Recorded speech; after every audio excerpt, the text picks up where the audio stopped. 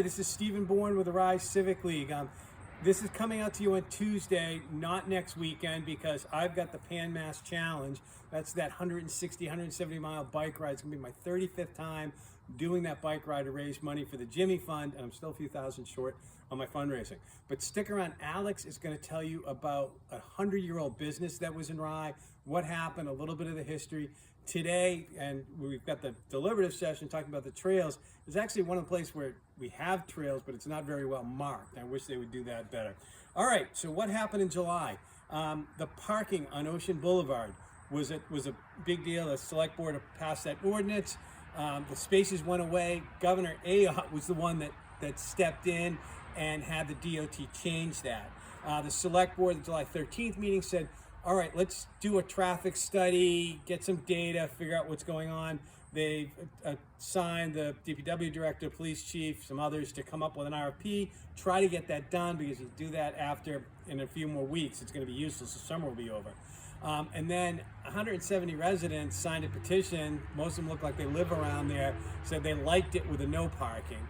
But anyway, all right, tomorrow night, Wednesday, 4:30, is the deliberative session.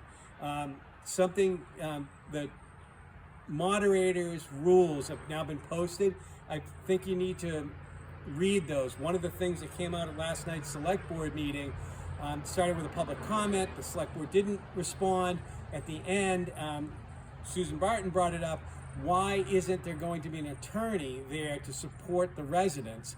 And Member Barton said, can we talk about this and get an attorney? It failed due to a lack of a second. And then it came up that, well, where did the moderator get this in her rules to say there's not going to be an attorney? Turned out Chair Wright, talking with the town administrator, decided that the town isn't going to get an attorney, so they're not going to do it. All right, that was the decision to do it. If you've been to any deliberative sessions, and there is Article 32 from 2018, so the town attorney is supposed to be for the town. All right, and this is a time when the town needs the attorney, but it's not going to be there. So tomorrow night, Wednesday night, 4:30, please read the rules, the articles, and please make an effort to be there.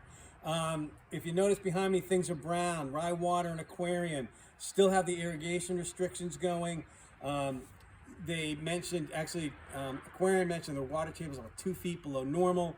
Also, Unitil is buying Aquarium from Eversource.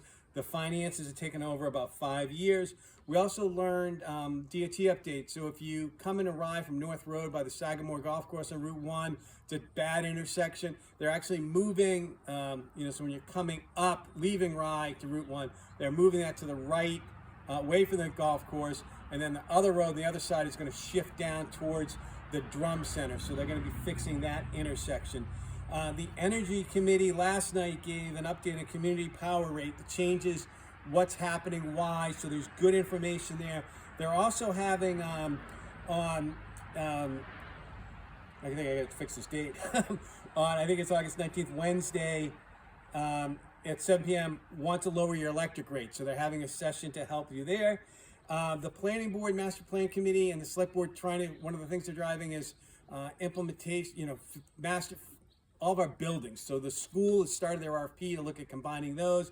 They started to have some of those discussions. There's going to be a listening session on September 22nd. What do we think? And there's also some dates, some upcoming meetings happening there. Last night, the Select Board approved changes some of the fees. So building inspector fees, there's a couple attachments with all that information.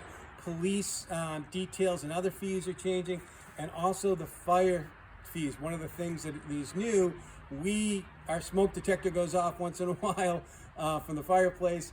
And if that happens frequently, and if you have a faulty system, a faulty burglar alarm, they're getting a lot of calls. You're going to start to be charged for multiple calls. Also came up, we should maybe make a little magnet or something. If that happens, what do you need to do? Who do you need to call so you don't do that?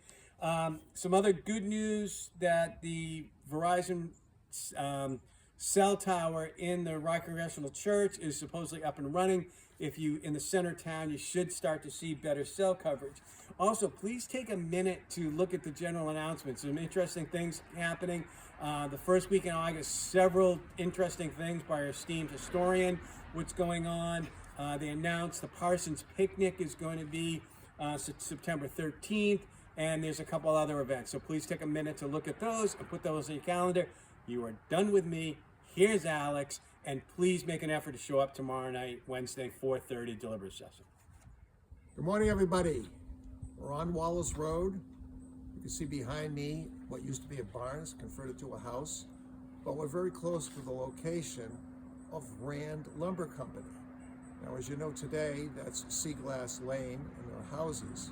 And I got thinking about Rand's because Seaglass Lane had a big yard sale on Saturday, and as I was walking from house to house looking at the things for sale, I all of a sudden realized if this was 15 years ago, I'd be walking through Rand Lumber Company.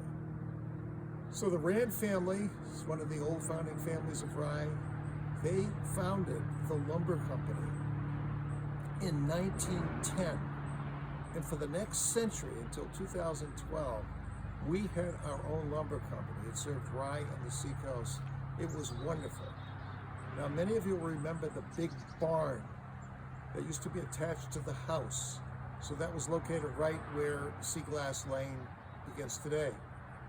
Now, Seaglass Lane is the location of the dirt driveway where you would drive by the barn, where they had lots of lumber. They had their office. You could go in like any lumber company, buy all sorts of supplies.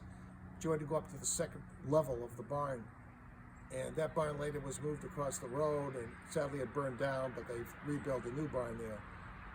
But when you went down and back, there was another big building on the right as you go down Seaglass Lane today that would be going down and back of the lumber company. Then there was just a great big open space with piles of lumber that had been cut up and huge trees about to be cut up.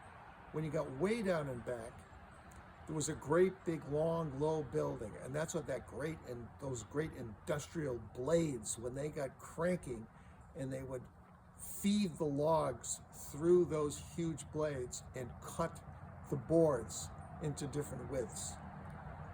So when it closed in 2012, I was there for the last day. Jim Rand let me go down. He said, go down, take whatever you want. That was fun. I took a few pieces of wood, and I had a lot of pictures. They loaned me some pictures, and I made copies of them.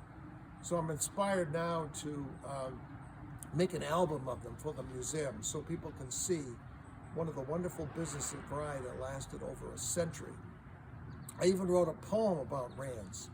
So I'm going to get that together. And also, I think what I'll do, perhaps for this fall, I'll take some of those pictures and we'll make an article for Stroll. All right, that's a bit of Rye business history. Thank you.